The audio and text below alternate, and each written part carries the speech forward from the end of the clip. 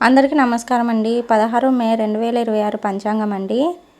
శనివారం ప్లస్ శని జయంతి అయితే వచ్చిందండి. ఆ రోజు అమావాస్య కూడా అన్నీ కలిసి వచ్చిన రోజు అండి. శని జయంతి రోజు శనివారం రావడం విశిష్టమైన రోజు అండి. ఆ రోజు ఏలినాటి శని, అర్ధమ శని ఉన్నోళ్ళైతే ఈ పరిహారాలు చేస్తే చాలా మంచి జరుగుతుందండి.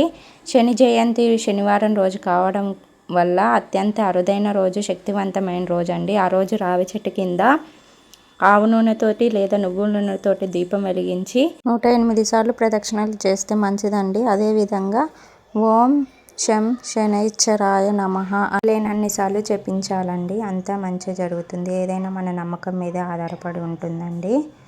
శని బాధల నుండి ఉపశమనం కోసం కూడా హనుమాన్ చాలీసా చదవడం వల్ల కూడా చాలా మంచి జరుగుతుందండి.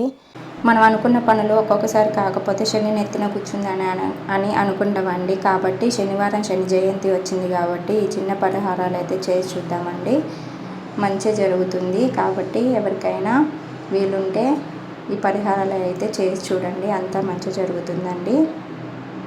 శనివారం పంచాంగం అండి. శ్రీ పరాభవ నామ సంవత్సరం, ఉత్తరాయణం, వసంత ఋతువు, వైశాఖ మాసం, కృష్ణపక్షం. సూర్యోదయం తెల్లవారుజామున 5:47, సూర్యాస్తమయం సాయంత్రం 6:37. తిది అమావాస్య రాత్రి 1:29 అంటే మరుసటి రోజు మే 17 వరకు ఉంటుందండి. తర్వాత పాడ్యమి, నక్షత్రం భరణి, సాయంత్రం 5:27 వరకు. తర్వాత కృతిక అండి. అశుభ ముహూర్తాలు అండి. సమయాలు తెల్లవారుజామున 4:44 నుండి ఉదయం 6:09 వరకు. దుర్ముహూర్తం ఉదయం 7:30 నుండి ఉదయం 8:21 వరకు. రాహుకాలం ఉదయం 9 నుండి ఉదయం 10:36 వరకు. యమగండం మధ్యాహ్నం 1:48 నుండి మధ్యాహ్నం 3:25 వరకు. గూలికా కాలం తెల్లవారుజామున 5:47 నుండి ఉదయం 7:23 వరకు అండి. శుభముహూర్తాలండి. సమయాలు బ్రహ్మముహూర్తం తెల్లవారుజామున 4:11 నుండి తెల్లవారుజామున 4:59 వరకు.